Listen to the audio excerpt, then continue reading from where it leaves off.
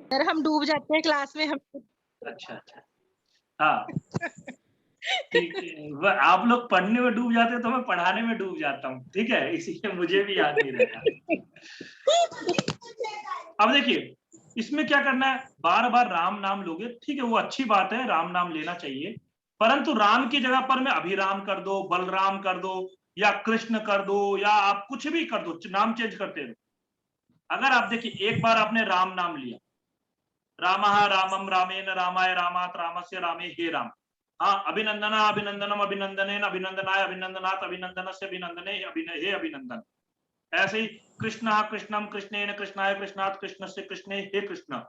ऐसे ही आपका बलराम बलरामम बलरामेन बलरामाय बलरामात् बलरामस्य बलरामे हे बलराम। ऐसे ही आप शब्दों को चेंज करते हो, बहुत सारे शब्द ले लो, 10 शब्द ले लो, 5 बार एक ही को बोलने की जरूरत नहीं है। अगर आप शब्दों को चेंज करोगे तो अलग अलग शब्दों पे अभ्यास जब हो जाएगा आपका, तो आपसे कभी भी शब्द रूप गलत नहीं होंगे, ठीक है, और आपके मुख का अभ्यास रहे। जब मुख का अभ्यास रहता है ना, तो कुछ भी नहीं, दिमाग को सोचने की जरूरत नहीं पड़ती। कुछ चीजें जैसे आप देखोगे, आपके दिमाग को कुछ सोचने की जरूरत नहीं है कि यहां पर क्या होगा वहां पर क्या होगा, अपने आप आपके मुंह से वही निकलेगा, कुछ नहीं करने की जरूरत, ठीक है। ये चीजें, इसमें शब्दों को परिवर्तन करते रहो। हाँ, चाहे तो मैं आपको शब्द लिखवा दूं, बोलिए तो मैं शब्द लिखवा दूं, नहीं तो फिर आप लोग अपने मन से, मुझे लगता है अपने मन से भी बहुत से शब्द हैं, अकारांत शब्दों की कमी नहीं है, इतने अकारांत शब्द, ठीक है। लिखवा दूं शब्द क्या?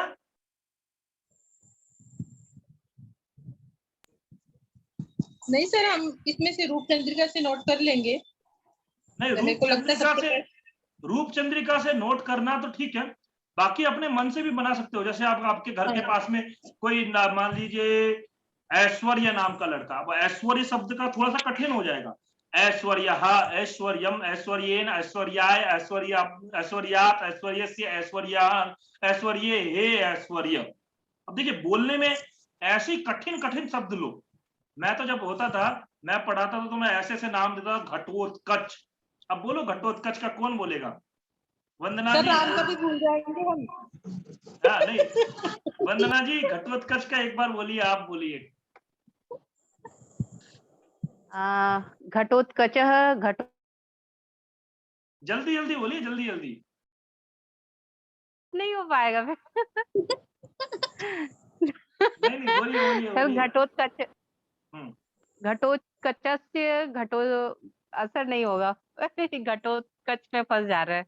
हाँ, तो ऐसे शब्दों को लो जो कि कठिन हो। जब आप कठिन शब्दों को एक बार बोल लोगे, आसान क्या है, राम तो बस दो शब्द, दो मतलब दो वर्णों का है, दो वर्ण या मतलब स्वर को मिलाकर के दो वर्ण या दो अक्षरों का ऐसे बोल सकते हैं।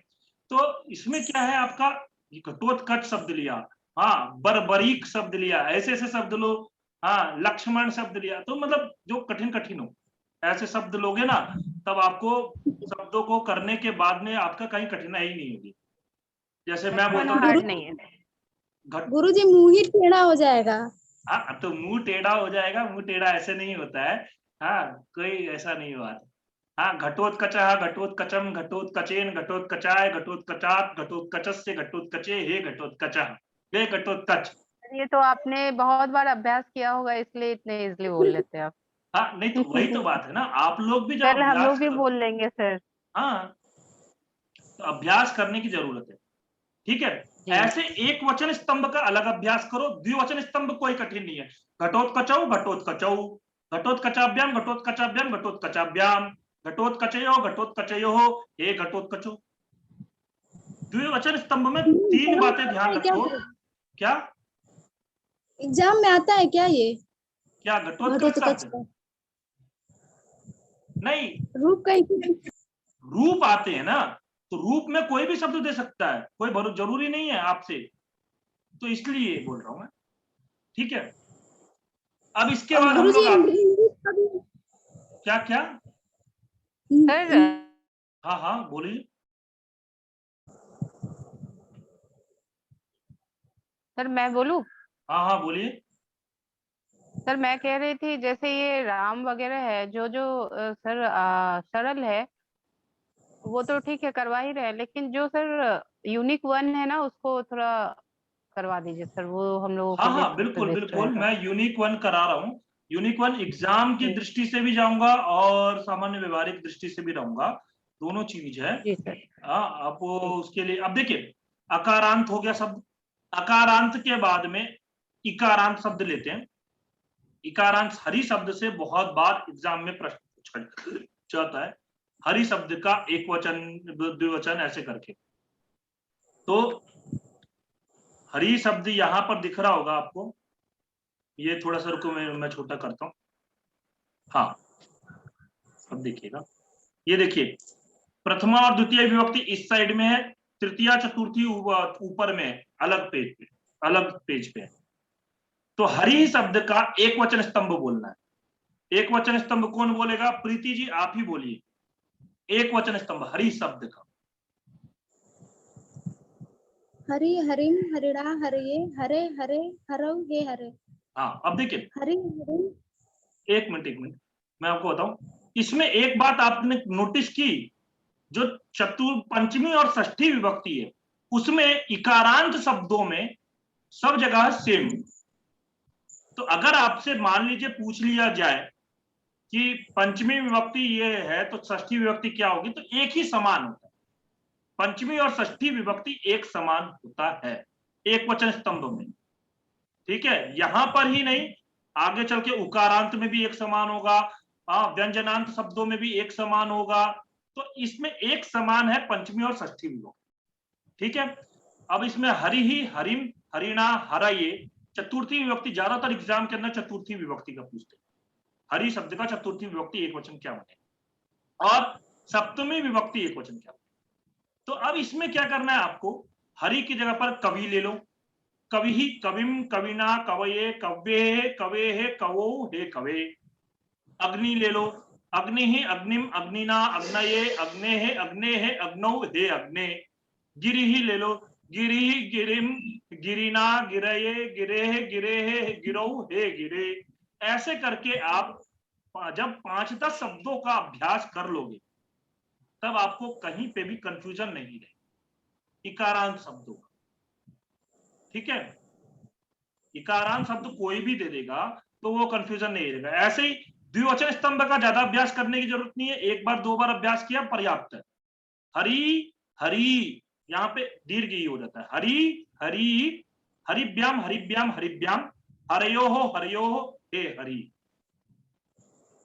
ठीक है।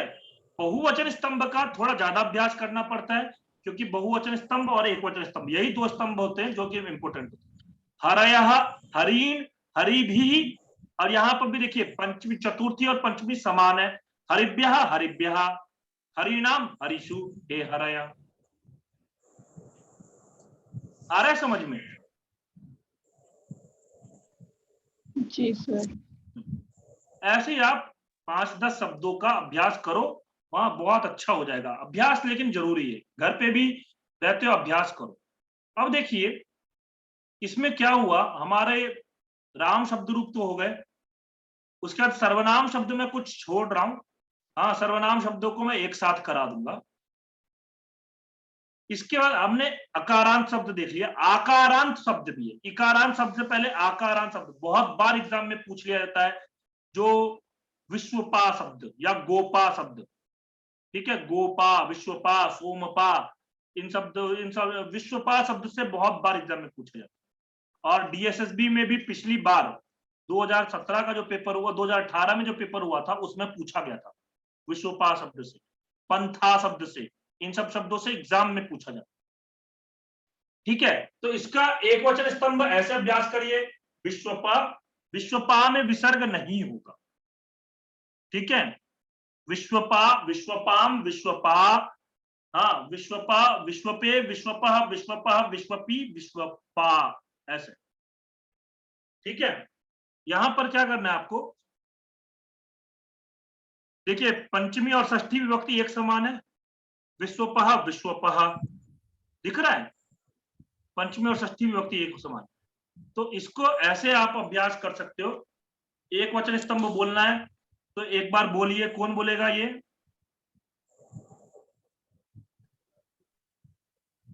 Vivo 1601 यानी कि मीनाक्षी जी।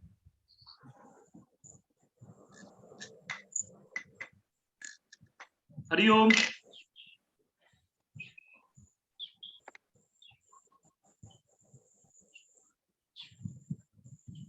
चलिए कोई नहीं, कृष्ण कुमारी जी आप बोलिए। कृष्ण कुमारी जी। जी सर। हाँ, एक वचन स्तंभ बोलिए। एक वचन। हाँ, एक वचन। विस्पा, विस्पाम, विस्पा, विस्पे, विस्पा, विस्पह। और सर इसका विस्पा इस ये तो क्या क्या दिख ही नहीं रहा इसमें षष्ठी तो, वो सप्तमी तो। ये रहा ना, यहाँ पे है ना, इस वाले पेज पे, इधर चले गया ना, इधर लेफ्ट हैंड साइड में देखो नीचे। मीनाक्षी जी सर कौन बोल रही है? हाँ सर विस्पी। कृष्णा कृष्णा नहीं, कृष्ण कृष्ण कुमारी। कृष्णा जी विश्वपह। ये रहा। अभी मेरा आज तो देखिए हाँ सर। मैंने क्या किया, जिस उससे थोड़ा बहुत चल भी रहा था पेन, फिर मैंने वो अपने भाई को दे दिया और दूसरा वाला चार्जर कनेक्टर ले आया, तो उससे तो और नहीं चल रहा, तो इसलिए आज ऐसे ही चल रहा है, क्लास लेंगे। इसमें देखिए ये है छोटा रूप चंद्रिका। एक काम करता हूं, मैं बड़ा दिखाता हूं आपको। ये इसमें लेकिन क्लियर नहीं है, विश्वपा शब्द क्लियर नहीं, ठीक है। यहाँ पे विश्वपाह में ना विसर्ग है, ठीक है, ये चीज क्लियर रखना, क्योंकि विश्वपाह में यहाँ पे विसर्ग नहीं दिया है, परंतु इसमें विसर्ग है,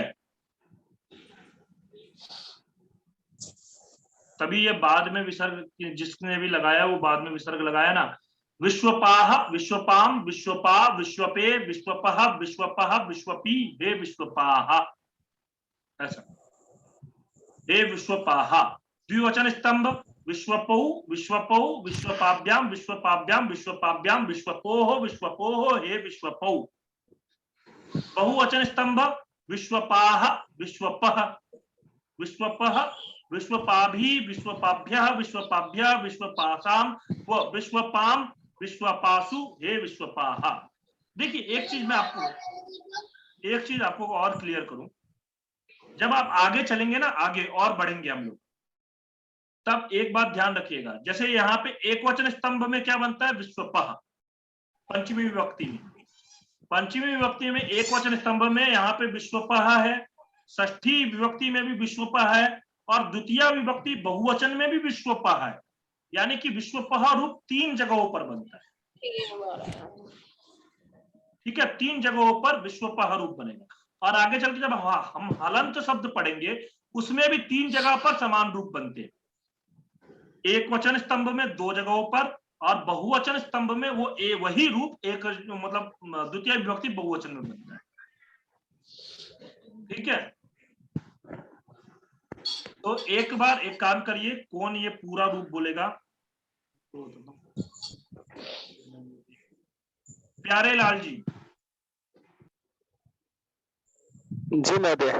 हाँ, आप पूरा एक वचन स्तंभ बोलिए, द्विवचन स्तंभ बोलिए, बहुवचन स्तंभ बोलिए। विश्वपः, विश्वपाम, विश्वपा, विश्वपे, विश्वपः, विश्वपः, विश्वपा, विश्वपेः, विश्वपी, विश्वपाः, विश्वपी, विश्वपाः। हाँ, द्विवचन स्तंभ विश्वपौ, विश्वपौ, विश्वपाभ्याम, विश्वपाभ्याम, विश्वपाभ्याम, विश्वपहो, विश्वपहो, हे विश्वपहो, हे विश्वपौ, डबल औ की मात्रा जी। हम बहुवचन स्तंभ विश्वपाः, विश्वपाः, विश्वपः, विश्वपाभि, विश्वपाभ्य, विश्वपाभ्य, विश्वपा, विश्वपासु, हे विश्वपाः। हाँ, यहाँ पे मिर्ची लग गई मुझे, बिस्किट रखा है। विश्वपाम बनेगा, ठीक है। जी। बहुवचन में षष्ठी विभक्ति बहुवचन विश्वपाम। आपसे एग्जाम में पूछ लिया जाए विश्वपा शब्द से षष्ठी विभक्ति बहुवचन रूपम किम भवति, विश्वपाम, विश्वपासाम, विश्वपानाम, विश्वपानाम। अब क्या कंफ्यूजन हो जाएगा, तो यहाँ पर इसीलिए अभ्यास बहुत जरूरी है। ठीक है प्रीति जी, अभ्यास करिए इसका, ठीक है। विश्वपा शब्द से बहुत हा हा शब्द से नहीं पूछा जाएगा, क्योंकि हा हा ये हंसाता ही रहता है। हा हा हा हो हा हा हा हम हा हा हा हे हा हा हा हा हा हे हा हा, ऐसे। गुरु जी ये टीजीटी में है, यूपी टीजीटी में हाहा का है। हाँ हाँ सिलेबस का है, तो हा हा कर लेते हैं एक बार, ठीक है। हंस लेते हैं, कौन हंसेगा हा हा करके? इनसे ही करवाइए जी। अच्छा प्रीति जी आप ही करिए फिर, अब वो भी बोल रहे हैं आप ही करिए, ठीक है। एक वचन स्तंभ करिए। टेंशन है, खुद ही हंसी नहीं निकल रही है। ठीक है बोल रही हूँ। एक वचन स्तंभ। हा हा हा हाम हा हा हा है हा हा हा हा हा हे हा हा। नहीं देखिए, हा हा विसर्ग पे थोड़ा सा हवा मतलब तेजी से गिर जाएगा नहीं, संभाल के रखो, इसको अंदर ले जाओ। हा हा मैंने हा बिस्किट मांगा ना। हा हा हा है हा हा हा हा हा है हे हा हा। और द्विवचन स्तंभ हा हो हा हाभ्याम हा हो हे हा हो। बहुवचन स्तंभ हा हा हा हा हा हाभ्य हा हाभ्य हा हाभ्य हा हा हा हा हा हा हास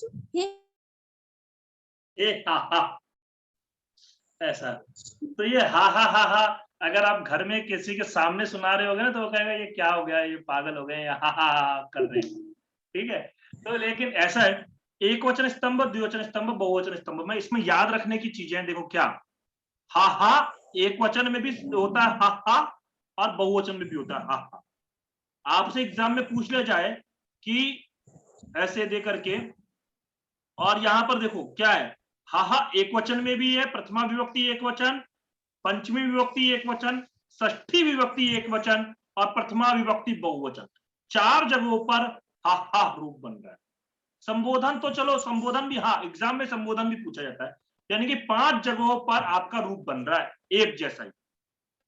तो एग्जामिनर बहुत ज्यादा देखेंगे, कंपटीशन बढ़ चुका है। एग्जामिनर ये दृष्टि में देखता है, वो ये नहीं देखता कि शब्द रूप, अगर आप ऐसे शब्द रूप पलट करके जाओगे तो फिर क्या होगा, आपको वहां पर याद आया या नहीं आया कोई पता नहीं।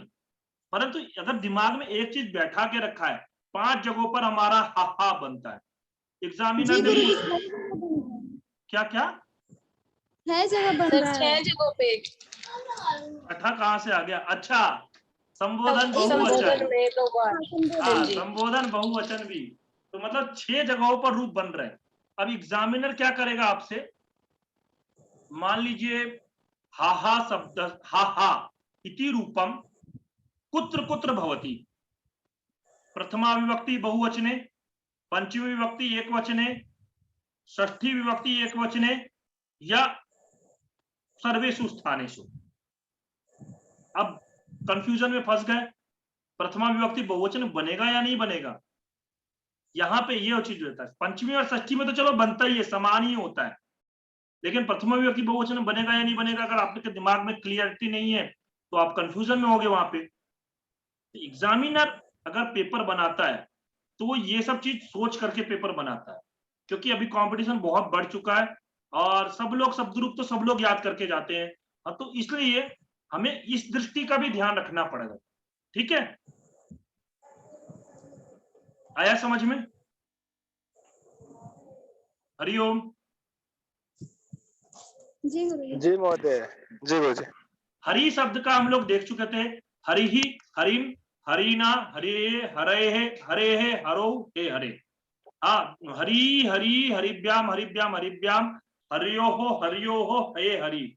और फिर क्या है, हरयः हरिम, हरिभि हरिभ्य हरिभ्य, हरिनाम हरिषु हे हरयः, ऐसा बनता है। अब यहां पर अब हमारा सखा शब्द पर चलते हैं हम लोग। मूल देखिए, मूल में शब्द क्या है, सखी, एक दिन एग्जाम में किसी ने ग्रुप में पूछा भी था, वंदना जी ने उसका उत्तर दिया था, सखी का बहुत अच्छा उत्तर दिया था उन्होंने। तो सखी शब्द है मूल शब्द, ठीक है। और इसका रूप कैसे बनता है?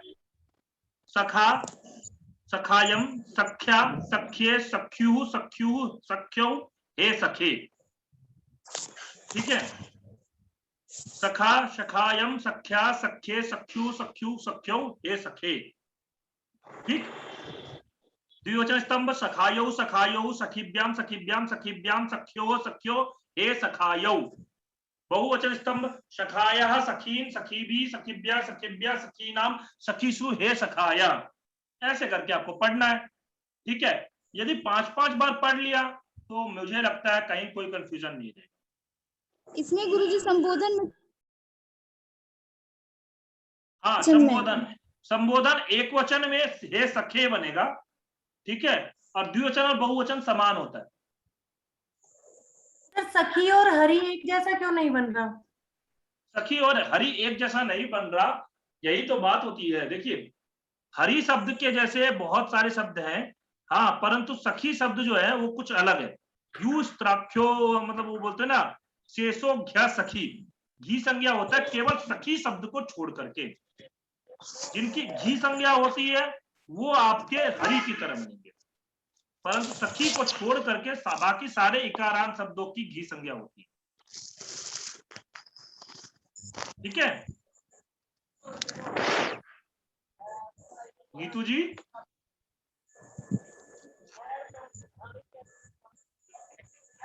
चलिए, आप सखी शब्द का कौन बोलेगा? और लोग भी हैं हमारे, और लोग, अन्नू जी बोलिए, सखी शब्द का पूरा रूप बोलिए। सर, एक वचन, एक वचन स्तंभ, द्विवचन स्तंभ, बहुवचन स्तंभ। सखा, सखायम, सखा, सखे, सख्यु, सख्यु, सखायो, हे सखे, सखायो, सखायो, सखीभ्याम, सखीभ्याम, सखीभ्याम, सखीभ्याम, सख्यो, सख्यो, सखायो, सखाया, सखीन, सखीभी, सखीभ्या, सखीभ्या, सखीनाम, सखीसु, हे सखाया। हे सखाया, बहुत बढ़िया। ऐसे ही आप भी 5 बार अभ्यास करिएगा, बहुत अच्छा हो जाएगा, ठीक है जी सर। उसके बाद में आते हैं हम, देखिए, पति शब्द, बहुत बार पति शब्द से भी प्रश्न आता है, क्योंकि हरि शब्द की तरह चलता है, परंतु कुछ जगहों पर हरि शब्द से अलग हो जाता है। अब जैसे देखेंगे हम, हरि शब्द में कैसा बना है, यहाँ पे हरि शब्द में देखिए हरिना बना है, तो यहाँ पे पत्या बन गया, तृतीय विभक्ति में हरिना पत्या, हरये पत्ये, वहां पर पूरा य और र आ रहा है, यहाँ पे आधा हो जाता है। हाँ, हरे हे बनेगा, यहाँ पे पत्युहु बन जाएगा, ठीक है। पीजीटी फीमेल में ये भी आया था, पति भी, सप्तमी विभक्ति एक वचन पूछा था। तो वही तो बात है, एग्जाम में पूछे जाते हैं। अब आपसे क्या पूछा, सप्तमी विभक्ति एक वचन या बहुवचन ऐसे करके पूछ लिया। अब आप क्या करोगे, वहां पे पूरा पति शब्द ऐसे रटने लगोगे, पति, पति, पत्या, पतिम, पति, पतिन, पत्या, पतिभ्याम, पतिभी, पत्ते, पतिभ्याम, पतिभ्या, और वहां बीच में मान लो अटक गए, फिर शुरू से करो, पति ही पति, पत्या, पतिम, पति, पतिन, पत्या, पतिभ्याम, पतिभी, फिर अटक गए, फिर शुरू से करो, वहां पर फिर याद नहीं आता है। मेरे खुद का गलत हुआ, मैं अपना बता रहा हूं उदाहरण। सुधी शब्द का सप्तमी विभक्ति एक वचन पूछा था, और मुझे सुधी शब्द का केवल इतना याद आ रहा था, सुधी, सुधियो, सुधिया, सुधियम, सुधियो, सुधी, आगे याद ही नहीं आ रहा था। हाँ, इतना मुझे पता था, वहां पर अलग होगा, परंतु एग्जाम की मैं सोच करके, एग्जाम है इसलिए मैं उसमें हरि की तरह करके आ गया, हाँ, हर सुधौ करके आ गया, परंतु वहां पर सुधी ही है, ये मुझे उस टाइम भी लग रहा था, मन कर रहा था कि सुधी ही करूं, पर नहीं किया। तो वो चीजें कब होती है, जब आप ऐसा करोगे, ठीक है। एक वचन स्तंभ में क्या होता है, आप देखिए, पूरा रूप तो याद नहीं करना, हमें 7 जगह का ही याद रखना है। 7 चीजें हम दिमाग में बैठा भी सकते हैं, जैसे पति ही, पतिम, पत्या, पत्ये, पत्युहु, पत्युहु, पत्यो, हे पते, दिमाग में बैठ गया कि देखिए पंचमी और षष्ठी तो एक जैसा ही होगा, उसमें तो कोई चेंजेस नहीं होने वाले। अब 5 जगहों पर हमें दिमाग में बैठाने की 5 जगहों पर क्या क्या रूप बनता है। प्रथम विभक्ति में पति ही बनेगा, द्वितीय विभक्ति में पतिम बन जाएगा, तृतीया में पत्या बन जाएगा, चतुर्थी में पत्ये बन जाएगा, पंचमी और षष्ठी एक जैसा होगा, पत्युः पत्युः, और सप्तमी में पत्यऊ बनेगा, और संबोधन जो होगा हे पते बनेगा। अगर हमने ऐसे दिमाग में बैठा लिया तो फिर हमारा क्या हो जाएगा, वहां पर पूरे शब्द रूप याद नहीं करने पड़ेंगे। आया समझ में शालू जी? जी सर ठीक है। अब यहाँ पे द्विवचन स्तंभ इसका देखिए, पति पति, पतिभ्याम पतिभ्याम पतिभ्याम, पत्यो पत्यो हे पति। हाँ, ऐसा द्विवचन स्तंभ में कोई परेशानी ही नहीं है। बहुवचन स्तंभ का अभ्यास करना है। पतयः पतीन, पतयः पतीन पतिभिः, पतिभ्यः पतिभ्यः पतीनाम पतिषु हे पतयः। देखो, बहुवचन स्तंभ का अभ्यास करने के लिए आप लोग इस 7 को भी दिमाग में ऐसे बैठा सकते हो। बहुवचन स्तंभ में ऊपर के 3 एक तरफ कर लो, चतुर्थी और पंचमी जो होता है एक जैसा होता है, पतिभ्य पतिभ्य, षष्ठी और सप्तमी एक जैसा कर, बाकी संबोधन जो होता है प्रथमा विभक्ति की तरह चलता है। पतयः, देखिए पतयः पतीन पतिभिः, ये 3 एक बार में बैठा लो दिमाग में। इन तीनों में क्या होगा, चतुर्थी और पंचमी एक जैसा होता है, पतिभ्या पतिभ्या, षष्ठी और सप्तमी पतीनाम पतिषु पतिषु, और बहुवचन जो होता है प्रथमा विभक्ति बहुवचन, जो है संबोधन बहुवचन, वो प्रथमा विभक्ति बहुवचन की तरह बनता है, हे पतयः। ऐसे अपने दिमाग में अगर हमने कॉन्सेप्ट बैठा के रखा है कि क्या कहां पर हो रहा है, बस तो हमारा शब्द रूप में कोई भी प्रश्न गलत नहीं होने वाला। आया समझ में? लेकिन इसके लिए बैठाने के सिवाय अभ्यास भी बहुत जरूरी है। इसीलिए मैंने बोला ना, एक शब्द का 5-5 बार बोलो। जब 5 बार बोल लोगे तब हमारे दिमाग में बैठ जाता। ठीक? हरिओम, आ रहा है समझ में? जी गुरुजी। क्या क्या? प्रधि प्रधि प्रधि शब्द आगे आएगा, प्रधि तो। अब एक शब्द है हमारा, देखिए संख्यावाचक में द्वौ शब्द है, जो वैसे मूल देखिए द्वि शब्द होता है, हाँ उसका पुल्लिंग में बनता है द्वौ, स्त्रीलिंग में बनता है द्वे, नपुंसक लिंग में बनता है द्वे। इसका द्विवचन ही रूप चलता है। अब द्विवचन रूप में बहुत ज्यादा फायदा है हमें। क्यों? ऊपर का 2 समान, बीच के 2 समान और नीचे के 2 समान। यानी कि पुल्लिंग में क्या बनेगा, देख सकते हैं हम लोग, पुल्लिंग में यहाँ एक वचन दिया, लेफ्ट हैंड साइड में एक प्रथमा विभक्ति रूप है, और राइट हैंड साइड में ऊपर में द्वितीय तृतीय चतुर्थी करके रूप दिया हुआ है। तो देखिए द्वौ द्वौ, 2 बार दो दो हो गया, द्वाभ्याम द्वाभ्याम द्वाभ्याम, द्वयोः द्वयोः, बस। स्त्रीलिंग और नपुंसक लिंग इसका सेम बनेगा। स्त्रीलिंग और नपुंसक लिंग में चेंज नहीं होते। द्वे द्वे, द्वाभ्याम द्वाभ्याम द्वाभ्याम, द्वयोः द्वयोः, द्वे द्वे, द्वाभ्याम द्वाभ्याम द्वाभ्याम, द्वयोः द्वयोः, बस। 2 शब्द नित्य द्विवचनांत होता है। 2 वचन मतलब 2 तो कभी भी एक वचन नहीं हो सकता या बहुवचन नहीं हो सकता, द्विवचन ही होगा। तो जब वो द्विवचन होगा तो उसका रूप ऐसे चलेगा। ठीक है, समझ में आया?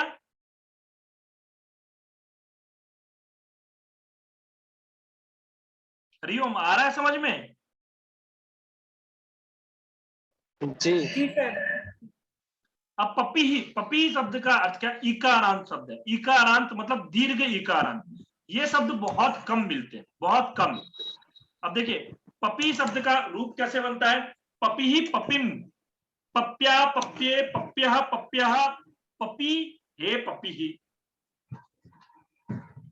यहां पर सप्तमी विभक्ति एकवचन क्या है? पपी। हाँ पपी। तो एग्जामिनर पूछने का क्या रखता है, यहाँ पे ही पूछेगा पपी शब्द का सप्तमी विभक्ति एकवचन क्या होता है। अब बहुत से लोग कंफ्यूज हो जाएंगे, वो क्या करेंगे,